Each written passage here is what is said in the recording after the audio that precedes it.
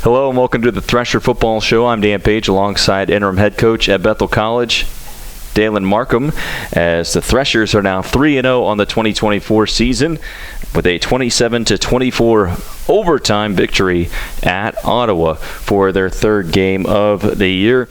It was a game that the Threshers were up 21-7 at halftime and looking, to take control, and a couple turnovers in the second half, and it became a whole different game, and it kind of gave you the feeling of 2023 a little bit there for a second, but the Threshers pull it out in overtime. But you guys had a lot of confidence after a 21-point second quarter.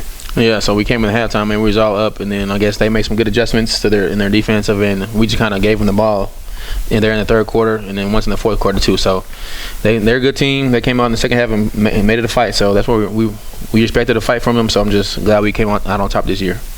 Yeah, it kind of felt like last year's game a little bit. You guys had a lead, and in the second half they did a good job of adjusting and forcing turnovers, things like that, and they came out on the better side. This time your guys get on the better side of the victory, and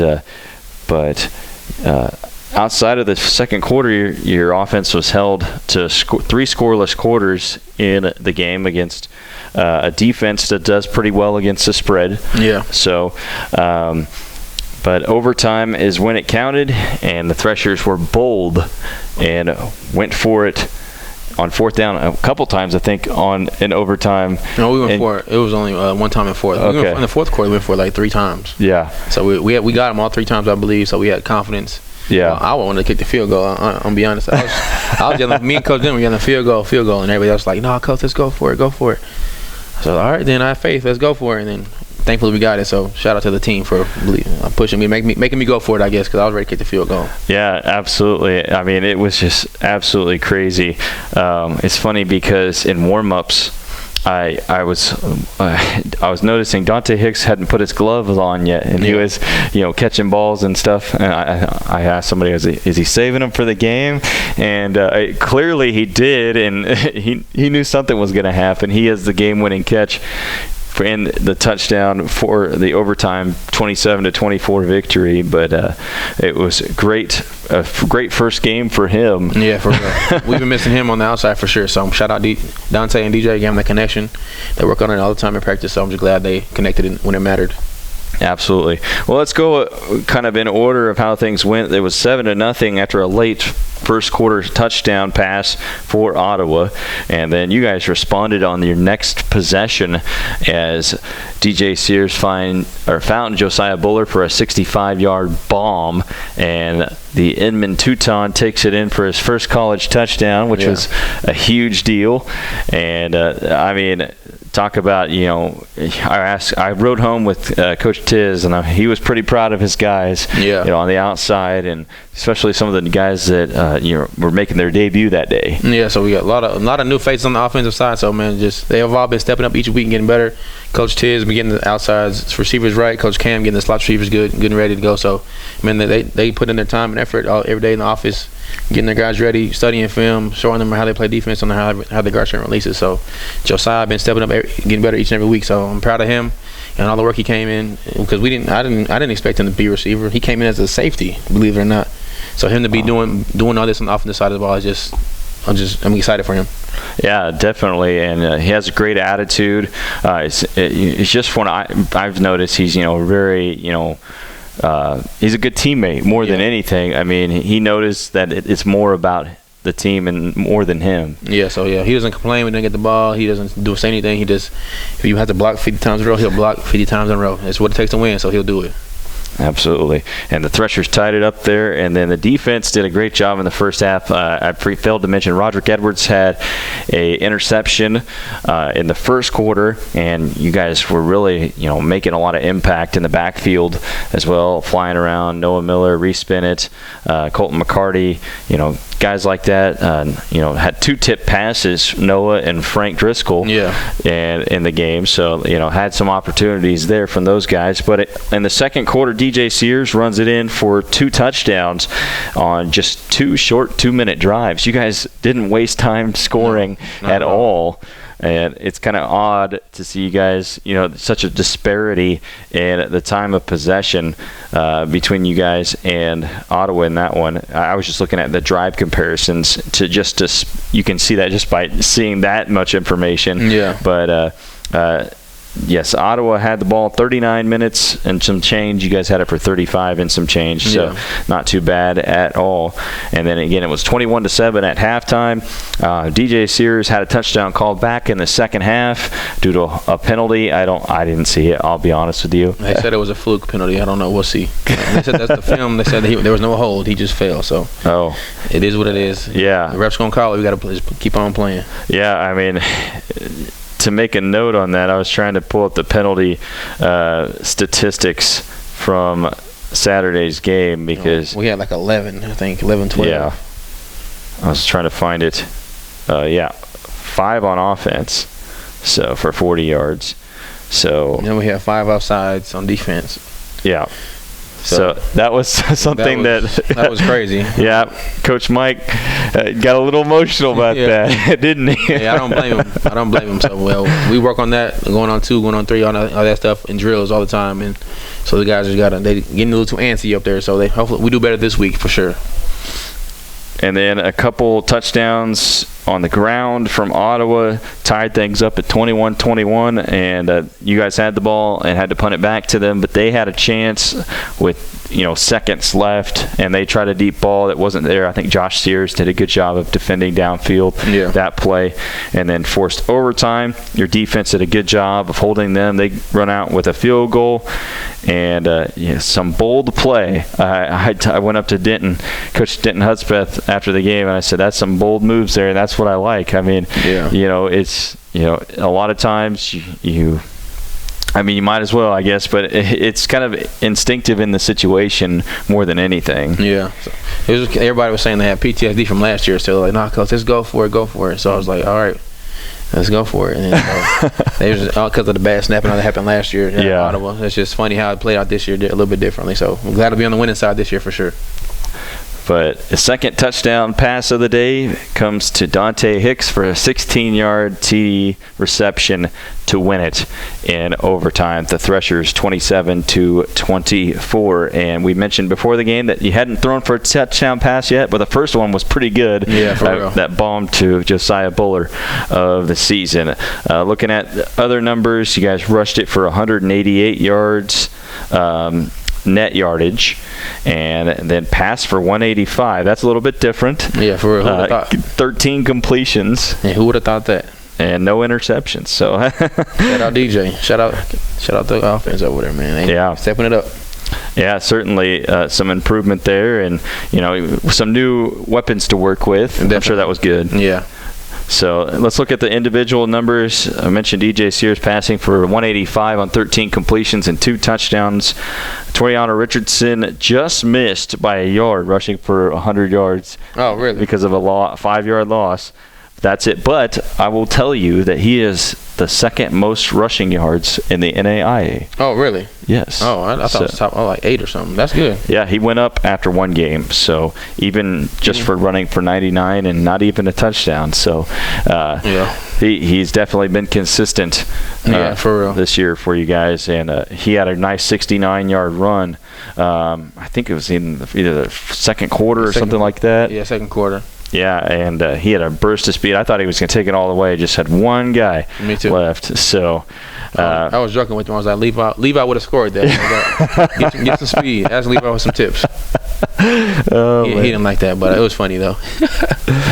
Yeah, it sure was. DJ Sears rushing for 73 yards and 2 rushing touchdowns, and I said it that day, but DJ Sears looked like DJ Sears again. Yeah, he did finally. He's been yimpy on the ankle a little bit, so man, he's been going to rehab all day. So finally paid off. He's finally starting to run again. So I'm glad to see it. I'm glad to see him taking off and running. Yeah, just really keeping the defense on their heels guessing. I mean, Yeah. they weren't really sure. And then the touchdown that actually was a significant touchdown, I'll tell you about that in a second. Logan Birch did a good job of sealing it up for him. But that touchdown made him have the school record for rushing touchdowns, which has now been broken 3 times in the last 5 years. That's crazy. So between Zach Esau, Chance Scurry, and now DJ Sears. Yeah. So that's pretty significant feat for him. And of course, I mean, it's again hard to believe this is his last year. Yeah, I know. It flew by. Yeah, it certainly did. Let's talk about receiving numbers. Josiah Buller, 3 catches for 73 yards. Corey Catron, 3 catches for 30 yards. He had a really good first down in the third quarter, I believe. That really worked for you guys. Kai Norris had a catch for 24. Dante Hicks obviously a catch for 16. Kenyon McMillan a catch for 16, and Torrey Curry a catch for 16. And I mean, so many guys got involved. It was really awesome to see that. And Kai playing his first game as well in a Thresher uniform, but Corey Catron giving some slots, some representation, I should say. Yeah, he's been doing good for us all year, man. He's a dog. He's been kind of, this is his first year kind of coming out party for him, and he just works hard and just a tough player, hard-nosed player from, I forgot where he comes from. Rossville, Kansas. Yeah, Rossville, Kansas. Yeah. So we love Corey, man. He's been balling for us. Yeah, that was one of the things I noticed in camp. He just brought it, right day one. I feel like he was ready to go. I know he had to sit out a little bit of camp, but just when I heard that he was getting cleared to play, I was excited just from hearing that and just to see what he could do. And he has a motor. He will not go down easy. Not at all. So that kind of rounds out the offensive stats for the Threshers. Noah Miller all over the place. Man. 16 tackles, nearly 5 tackles for loss, and a pass breakup. We mentioned that. Tate Siebold, 12 tackles in the game. Big Ernest Ferrier, 7 tackles in the game. Roderick Edwards, 6. Robin Neely, 6. Frank Driscoll, 6. Jared Gibbons, 5. Josh Santos. Those 2 guys, Jared Gibbons and Josh Santos, had some really big moments to me on, Jared, after a completion for Ottawa, he was there to make a hard tackle, make sure it didn't go anywhere. Josh Santos had a third down stop that came in at the last minute as the quarterback was being strung out to the sideline, and really made up for that. And, I talked to him a little bit, and he said, I had to do something after getting that touchdown, giving up that touchdown in the first quarter. But, it was a good way to respond more than anything. So I was really impressed with those guys. On punt return, I liked seeing Josh Sears come in a little bit. He just seemed really confident, really comfortable. He knew exactly what he needed to do. Yeah, he's been begging me to get on punt return for all year. So I threw him out there. I'm glad he went out there and caught it for one. But he got to try to get a little return. So he's not as shifty as his brother, but he'll get the job done. Yeah, I mean, a lot of times it's just the ball position is so important. Just having the confidence and there's a certain mentality that comes with returning punts that you got to just go get the ball and accept that you're probably going to get hit unless you fair catch. I mean, it's kind of one of those things. But he did a great job for you guys this past week. I was trying to think if there was anything else that I had. Mateo made all his PATs. That was good for you guys. And, of course, Rod had an interception. And Frank Driscoll actually credited for 2 pass breakups. He might lead the team in pass breakups. I got to check on that. I feel like he has like 1 or 2 each week. Yeah, I wouldn't be surprised by that whatsoever. Defense giving up a little bit more rushing yards than probably comfortable with, 120 yards on the ground, and then there was 140 through the air. So always something to take from this kind of game and run with it and see where it applies somewhere else. Yeah, so way too many rushing yards in my eyes, I say. But, man, we got the dub, so we just got to get better this week and hold them to less rushing yards. I guess our goal is under like 80 yards, so that's our goal each week. So hopefully you get that this week.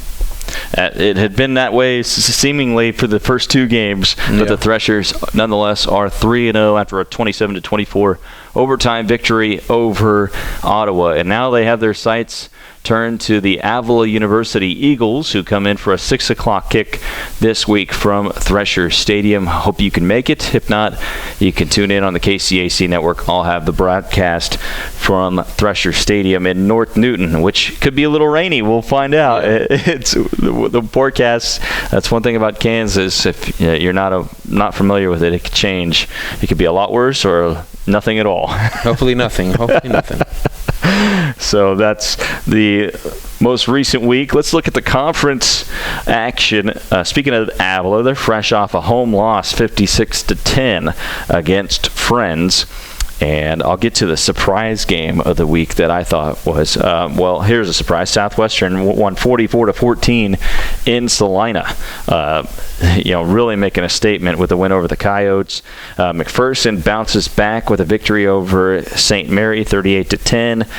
Evangel takes care of business in Sterling, 38-14. And then the surprise game for me came in Hillsboro as Tabor falls at home, 33-21. And I thought I saw 6 interceptions or something like that in that game. That is insane. Yeah, that's crazy. Yeah, I mean, something was dooming the Blue Jays that day, but Bethany gets a significant win. Definitely. That's definitely something they can hang their hat on. I'm looking at the stats just to confirm all that information. But Tabor had more first downs, 23-14, despite that. And kind of looking at some of the turnovers. Yes, 6 interceptions for Bethany and then 3 for Tabor, so there were 9 in the game. Dang, that's crazy.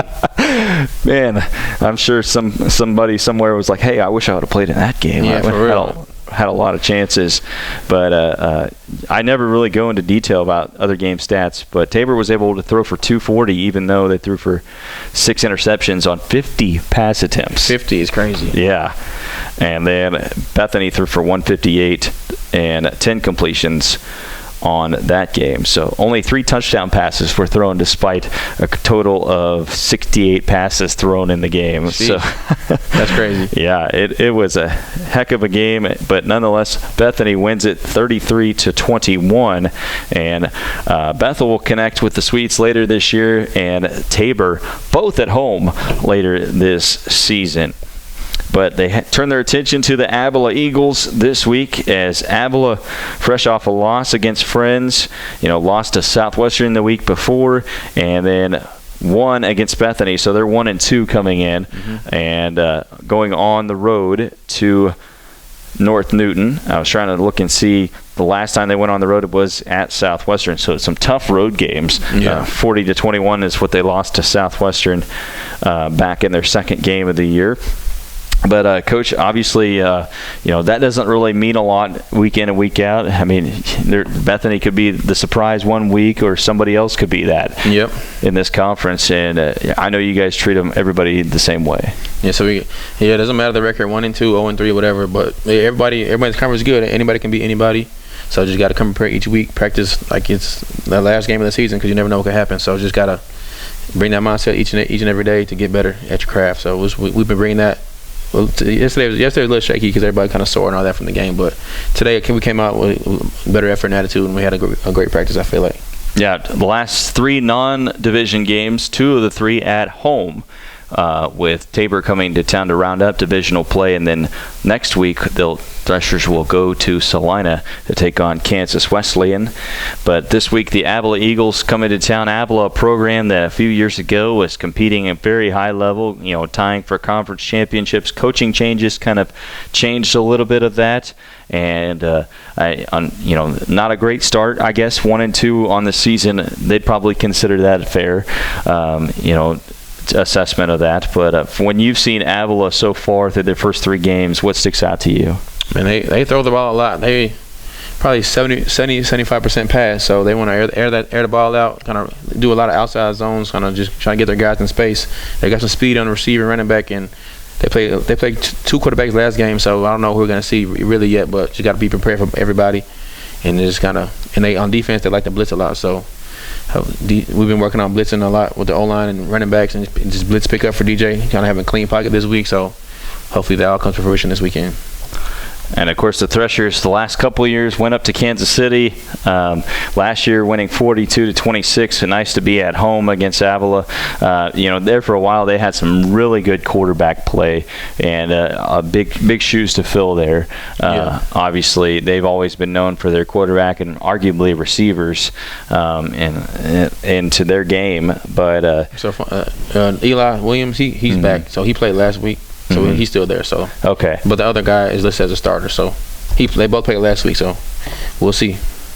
Yeah, I mean, anything can happen with that. I mean, it's kind of interesting to see, week in and week out. It's just like you guys, you have guys making their first game in, debut in the third game of the year. Yeah, really. So hopefully everybody, we got waiting on one more person, I think, so to finally get their transcript in. So after that, we'll all be ready to go, hopefully. Yeah, and I'm sure you guys aren't the only ones. Yeah. I mean, I was talking to coaches before the St. Mary game from the Spires, and they're dealing with the same exact thing. And I mean, it's just making sure guys are eligible and ready to go. And if you have a weapon, you need to make sure you can use it. Exactly.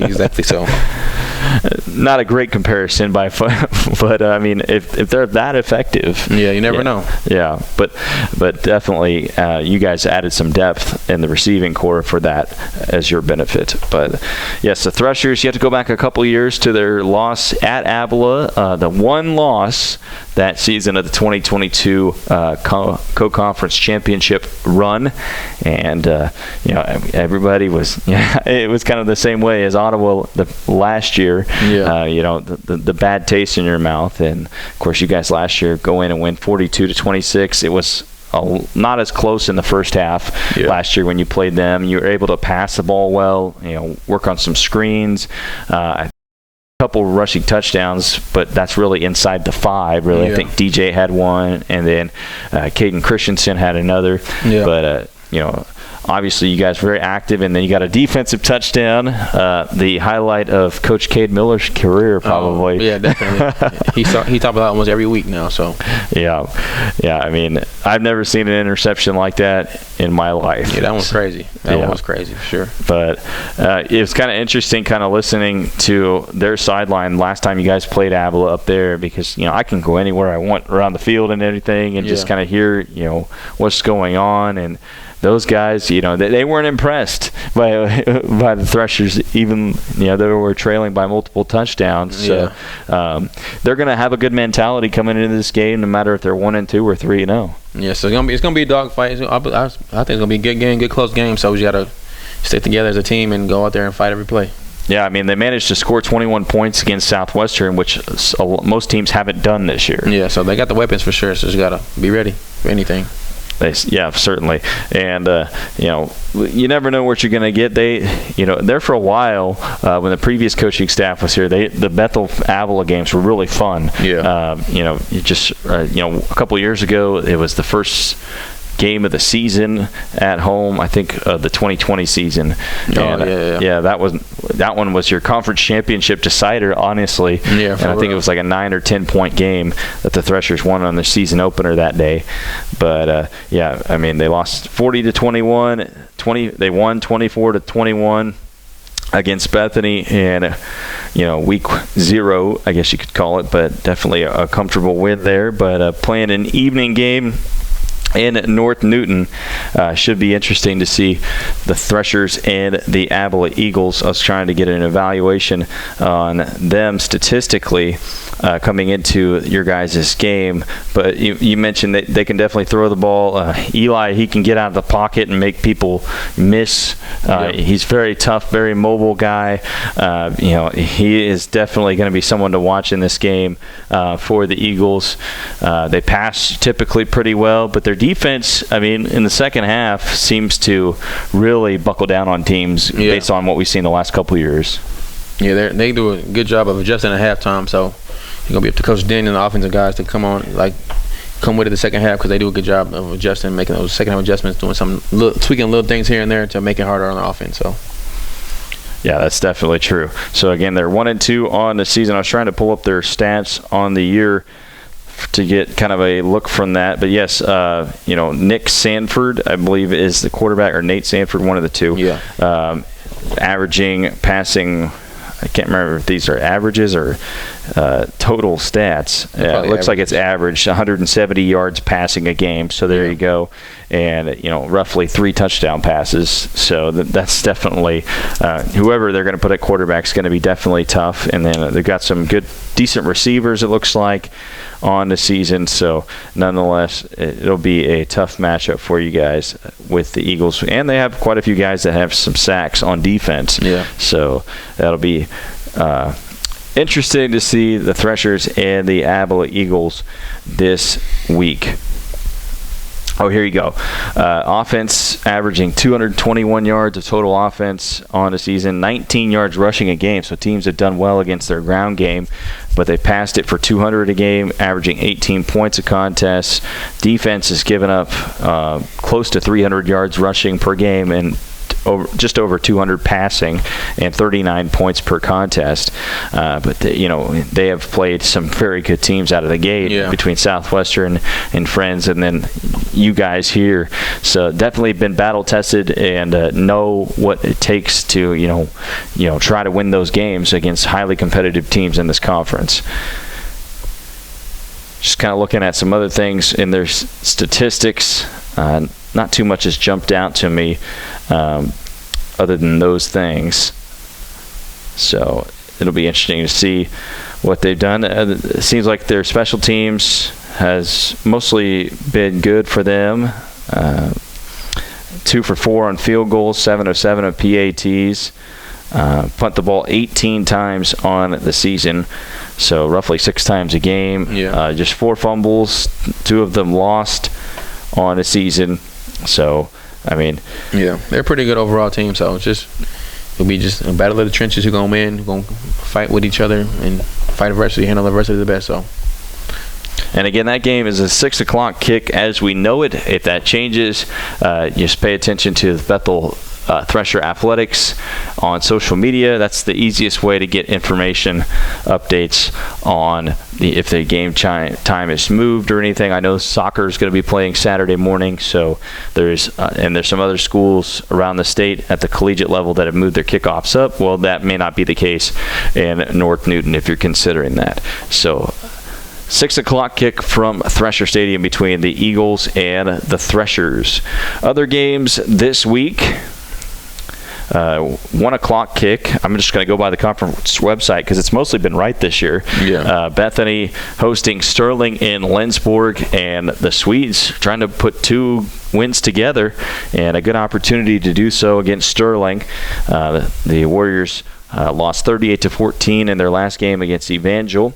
And then most other games are evening kicks as we know it.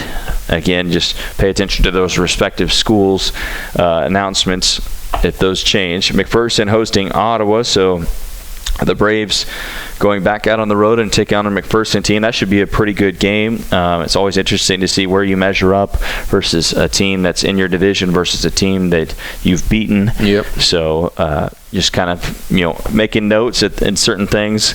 I mean, does it feel like as a coach you're just kind of a glorified note taker sometimes? Oh, yeah. Just watching different everything, taking notes on everybody. Yeah, so pretty much just got to be good taking notes. Yeah, you're always looking for those little things. Studying every single week. I feel like you guys get all the conference games on film and just have a chance to look at it. So that's pretty awesome that we have that these days. Friends hosting Kansas Wesleyan. We'll see if the Coyotes can bounce back against the Falcons. It's in Wichita, and the Coyotes have done well against Friends over the last few years, defeating them, I think, by a touchdown, 35-28. I think is what it was in Salina last year. So that'll be a game to watch. Definitely not an easy game. Either way you look at it, but the Coyotes seem to always be confident against the flex bone with their physicality on defense and things like that. They feel like their game plan is always foolproof, I guess you could say, based on my conversations with some of the people that cover them. Yeah. And over the years. So, and definitely from what I've seen, they do. They've done a pretty good job. Yeah, they've always been a good job. I might have to take some pointers from them to help us up the fringe. So we'll see. Yeah, we'll see. Evangel hosting St. Mary in Nixa, Missouri, for an evening kickoff, and then Southwestern hosting Tabor. We'll see at the Blue Jays. I mean, I don't think you can get worse than 6 interceptions in a game. I hope not. Yeah. I mean, and who knows? They could flip the script on this game and come out there and just make it a low-scoring game against Southwestern. But we've obviously seen that Southwestern has firepower. Yeah, they do. So that's this week's conference slate in the KCAC, and some great games coming your way. I always point out a game that I'm going to watch, and I think it's going to be Friends and Kansas Wesleyan is the clear one this week, in my opinion. Yeah. I know the Coyotes losing 44-14 last week against Southwestern is going to really sit really bad in their mouth. Definitely. And it knocked them out of the rankings or receiving votes.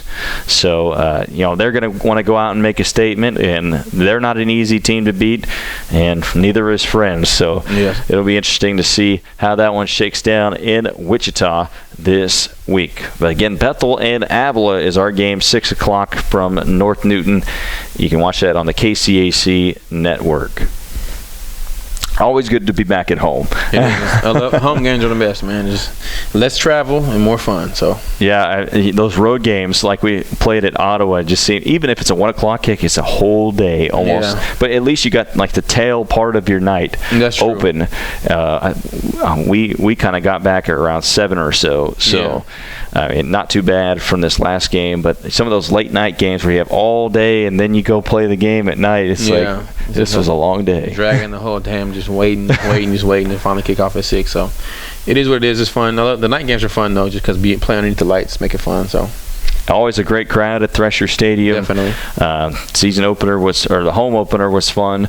Can't wait to see what else follows suit. So hopefully weather helps us out, although you guys have a great track record on weather games, bar one game in the last few seasons. True that. The one game, yes, in that one. But just kind of some interesting stats coming into the conference part of, I guess just the different divisions. Obviously, you guys, wanting to get up there. Rushing, seems to be a big thing between Pino and Baker at Friends. Those guys are up there in rushing touchdowns among the best in the nation. Yeah. But just kind of looking at the division, DJ Sears just sitting, I think, at third or fourth passing in the division as far as passing yards per game. And then Toyana Richardson obviously leading the division in rushing. He's second in the country. But some really good running backs in this conference. Yeah, really. Between Richardson, Elias Pino, and then Williams at Evangel and Cavante Baker, all those guys. And then McPherson's got a good rusher as well. So, a lot of really good teams. And 3 of them, including your guys, have 5 rushing touchdowns. DJ Sears with 5 to start. So, interesting stat to follow here in the early part of the year. Josiah Buller among the best in the conference in receiving, averaging about 56 yards per contest so far, and he's had a great season so far and really a breakout year. We can't wait to see what else he does this year. But just 2 passing touchdowns for the Thresher offense. Noah Miller and Tate Siebold among the best in the division in tackles, nearly averaging 9 and 10 tackles per game. So this last game especially, they combined for 28. Yeah, they're flying around. So love to see that. The linebackers just flowing free, hitting people. So I'd love to see that. And a lot of packages where you guys only have 2 backers in there. Yeah. And sometimes they definitely make an impact. They do. And I'm sure people probably see that on film and may say, oh, well, they don't have a lot of depth at linebacker or something like that. But, you've had some good guys step in. James Goff comes to mind, but I'm sure there's been others. Jared Gibbons kind of plays that hybrid kind of backer, safety look. Yeah. So he does a pretty good job for you guys. And him, keep calling him Butter. Connor Carey steps, so he's a good name for us as well. Damon Lavelle is kind of nursing an ankle injury, so when he gets healthy, he'll be out there making plays too. So we got a lot of depth at linebacker. Just we only play 2 of them at a time, so we're trying to find ways to get them all on the field at once. We have a stack package, so we just kind of find ways for multiple guys to get on the field too. Yeah, I mean, that seems to be really a big strength for you guys. We've seen it in the secondary and up front. Maybe not as much at the linebacking position, but, I mean, obviously you have guys that can step in and make plays in those opportunities.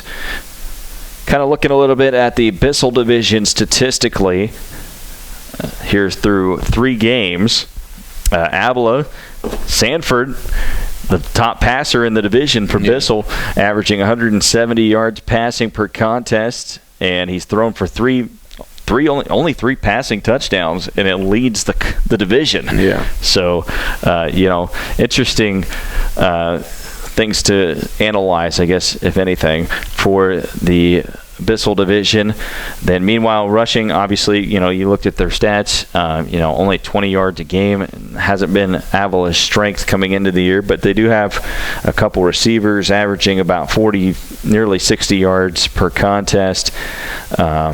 So, yeah, it's kind of been interesting to kind of just break down here for a moment and analyze the 2 divisions.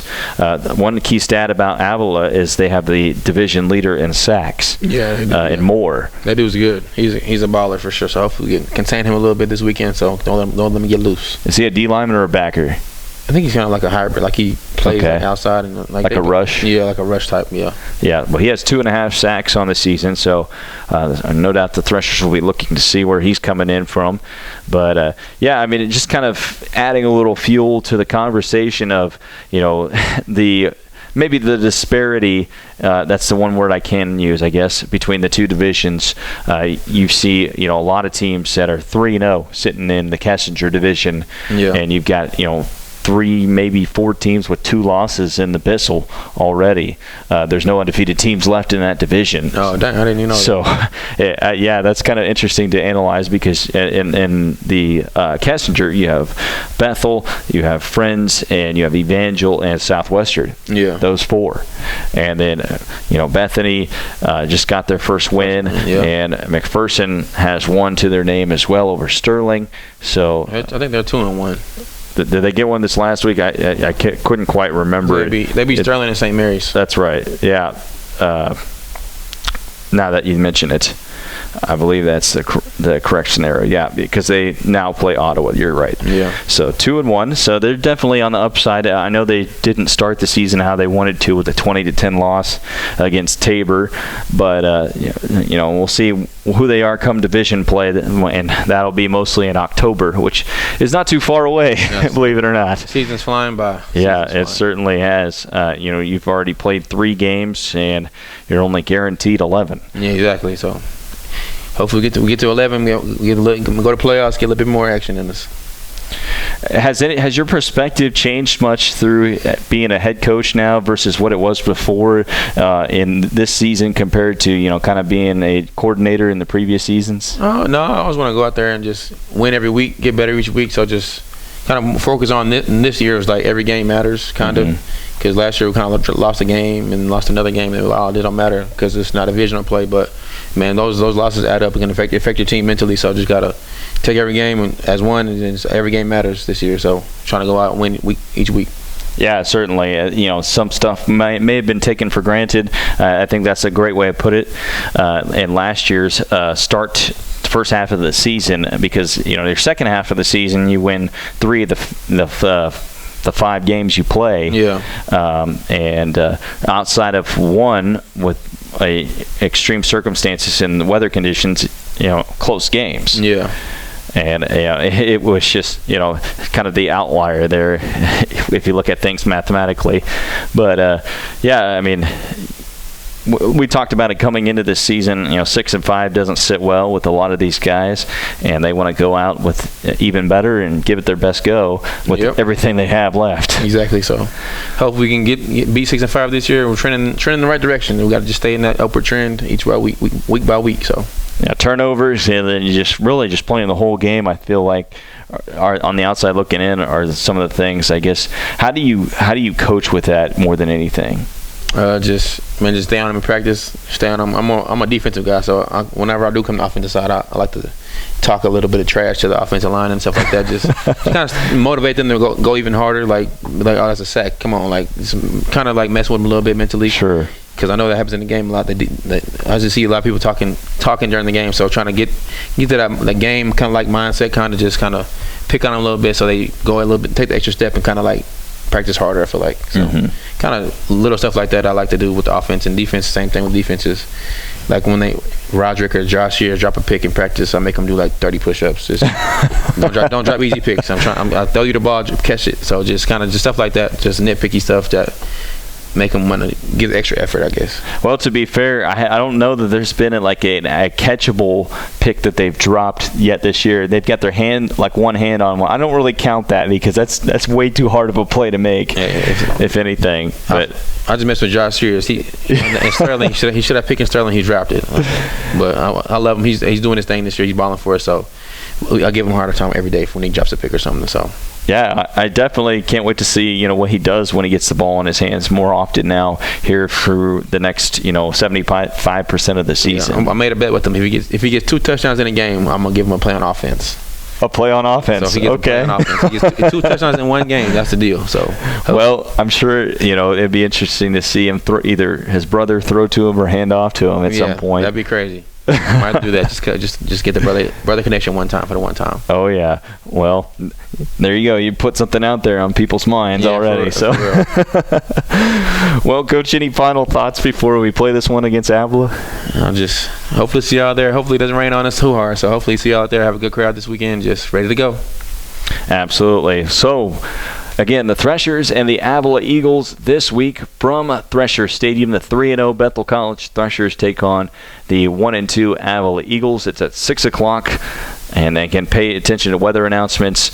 And if you can't make it to the game and you want to watch it online, it's at the kcacnetwork.com/Bethel, or just get the KCAC Network app, and it's pretty easy to maneuver. And it's also on your smart TV, your Amazon Fire Stick, your Roku, Apple TV, all the ways that you do that. I didn't even know that. Any way you can watch Netflix or Disney Plus or whatever you do, you can you get the KCAC Network app and you can do that from home. Oh. So if you need a bigger screen to scout from. Yeah, for real. I didn't know that. I might do that for real. All righty. Well, we'll get that to you. So nonetheless, that's going to be our program this week. Thanks everybody for tuning in. Again, we do it for the fans and the parents and the families, and definitely to add a special opportunity to these players to enrich their time as a college athlete, because who knows when the last time they play this game will be.